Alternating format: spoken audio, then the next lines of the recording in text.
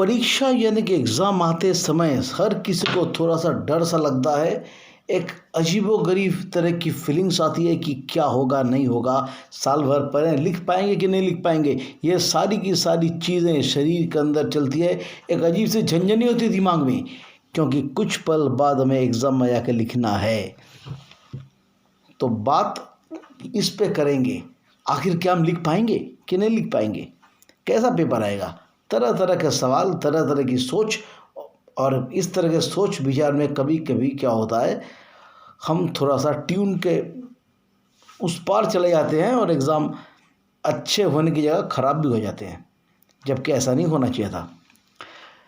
तो इसके बारे में अगर बात करें तो सबसे बड़ी बात होती है कॉन्फिडेंस। पढ़ाई के साथ साथ, टॉपिक्स तैयारी के साथ साथ कॉन्फिडेंस एक बहुत बड़ी बात होती है। तो नमस्कार दोस्तों, मैं हूं पीके घोषाल, मोटिवेशनल कोच कम केमिस्ट्री टीचर। आज इस टॉपिक में बात करेंगे, 4 टिप्स देंगे। इन 4 टिप्स को अगर मानोगे तो ये रामबाण सिद्ध हो सकते हैं एग्जाम में, और किसी भी तरह के कॉन्फिडेंस के प्रॉब्लम किसी को नहीं होने वाले हैं।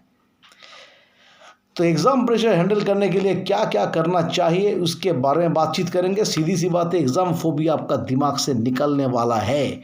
तो चलो दोस्तों, शुरू करते हैं आज के बारे में जो मैं बात करने वाला हूँ। सबसे पहली बात जो है वो है रिवीजन। समय के साथ साथ पीरियोडिक रिवीजन होनी चाहिए, जो कि मैंने पहले वीडियो में कई बार बोल चुका हूँ। वो इसीलिए क्योंकि रिवीजन कॉन्फिडेंस बढ़ाते हैं, और कॉन्फिडेंस अगर बढ़िया आ गया तो बेटर परफॉर्मेंस हमारा अवश्यंभावी हो जाता। इसीलिए क्या है, रिवीजन करो। और घुमा के अगर बोलें तो खुद की हैसियत नापने का एक मौका मिलता है, और हैसियत नाप लें तो औकात से हम आगे बढ़ के कुछ कर पाएंगे। तो ये ज़रूरी है। दूसरी बात जो मैं बोलूँगा वो है मेडिटेशन, यानी कि समाधिस्थ होना। मैं ये समझता हूँ कि अगर आप सुबह को ब्रह्म मुहूर्त में उठते हो तो ज़्यादा नहीं, 5 से 15 मिनट के लिए मेडिटेशन कर लो, या फिर सोने से पहले हल्का सा मेडिटेशन कर लो, 5 से 15 मिनट। मेडिटेशन क्या करता है, मेडिटेशन चीज़ों को रखने में सुविधा देती है, शरीर में एक शीतलता लाती है, और मेडिटेशन की और बहुत सारी खासियत है। ज़्यादा बोलने की ज़रूरत हमको पड़ेगी नहीं, तो मैं एग्ज़ाम के दृष्टिकोण से बात करने की कोशिश करता हूँ। मेडिटेशन क्या करता है, दिमाग को काम कूल बनाता है। इसमें क्या होता है, रिटेंशन पावर जो है चीज़ों का रखने का वो बढ़ जाता है, और हम बढ़िया से चीज़ों को एलिगोरिकली कैटेगोरिकली लिख पाएंगे, और कामनेस रहेगा तो बढ़िया से जजमेंटल बन के भी एग्ज़ाम में लिखेंगे। यानी कि डायरेक्टली ना सही, मगर इंटेंजिबल फैक्टर होकर भी हमको बहुत कुछ देने वाला है। इसके बाद तीसरी बात जो मैं बोलूँगा वो किसी के साथ कोई तुलना या नाप तोल नहीं करना, यानी कि no comparison with anybody whom you know. चाहे दोस्त हो, चाहे सहपाठी हो, चाहे अपना ही कोई हो जो एग्ज़ाम दे रहा है, किसी के साथ कोई कंपैरिजन नहीं।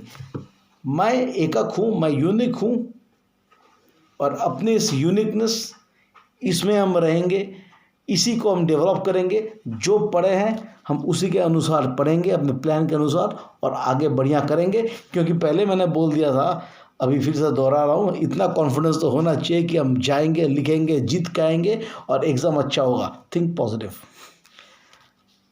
तो कंपैरिजन करने की कोई आवश्यकता नहीं है। और चौथी बात हम जो बोलेंगे, एक बढ़िया से नींद और बढ़िया खाने पीने की एक आदत डालना चाहिए। यानी कि sleep well and also eat well. Sleep well का मतलब ये नहीं कि जितनी नींद चाहिए हम तो पढ़ते गए और सो नहीं पाए, ऐसा भी नहीं होना चाहिए। क्योंकि कम नींद दिमाग में फैटिक बनाता है, दिमाग को थका देता है, और आगे चल के एग्ज़ाम में परेशानी आती है। और ज़्यादा नींद लोगे तो फिर भी problem. Why? Because it brings fatigue in brain. दिमाग को मतलब कुछ ज़्यादा ही आलसी बना देता है, और वो भी फिर हमको तैयारी करने में तकलीफ करेंगे एग्ज़ाम से पहले। और ईट फूड अगर बोलोगे तो सीधी बात हम जो समझते हैं, एकदम खड़ी बोली हिंदी में बोलते हैं, खुला किल फर्रुखाबाद, घर के बनी बनाई खाना खाओ। बाहर जाकर जंक फूड, फास्ट फूड खाने की कोई आवश्यकता नहीं है। जो घर में उपलब्ध हो वो खाओ। और फिर भी अगर आपको लगे कि कोई ज़रूरत है तो भाई, जो मैं हर बार बोलता हूँ, थोड़ा सा अखरोट, थोड़ा सा बादाम ले लो, ये भी कुछ अच्छा खासा काम करता है। और अगर ये बोलोगे कि पैसा कम है, कि पैसा हमको नहीं मिलता है, तो ठीक है, थोड़ा चने खा लो पानी में भिगो के, वो भी काम करेगा। तो फिर से एक बार मैं दोहरा रहा हूँ वो 4 बात। सबसे पहली बात है रिवीजन, यानी कि अभ्यास।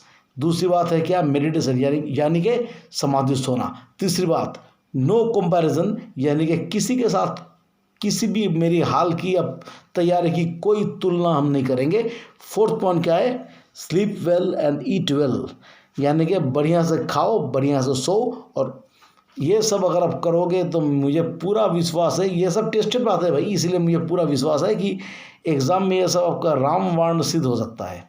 एग्ज़ाम से पहले अगर मान लो कि कुछ दिन के बैक है और अब ये भी अगर आप फॉलो करते हो तो मेरा यकीन मानो बढ़िया रिजल्ट आएगा। और पहले भी मैंने एग्ज़ाम के बारे में कई वीडियोस बना चुका हूँ जो कि मेरे इस चैनल में है। इसको अगर आप फॉलो करोगे, उसके साथ अगर ये भी कर लोगे तो गारंटी आपका इस मोटिवेशनल कोच का है, गारंटी इस केमिस्ट्री टीचर का है, एग्ज़ाम बढ़िया क्या कुछ ज़्यादा ही अच्छा हो जाएगा, अबव योर एक्सपेक्टेशन। सो मैं वीडियो को अंत करने से पहले मैं फिर से कहता हूँ ऑल द बेस्ट। आशा रखता हूँ कि हर कोई ये एग्ज़ाम बढ़िया से दें, और यदि आपको मेरे वीडियो पसंद हो तो लाइक, सब्सक्राइब और शेयर ज़रूर करें। और बाकी भी अगर आपको लगे किसी को इस वीडियो की आवश्यकता है तो उन तक पहुँचाना भी आपकी एक जिम्मेदारी है। तो इतना ही बोल के आज विदा चाहते हैं आपका होस्ट, इस चैनल का होस्ट और आपका दोस्त और मोटिवेशनल कोच। सो फिर मिलते हैं कल कोई नए वीडियो लेकर, तब तक गुड नाइट।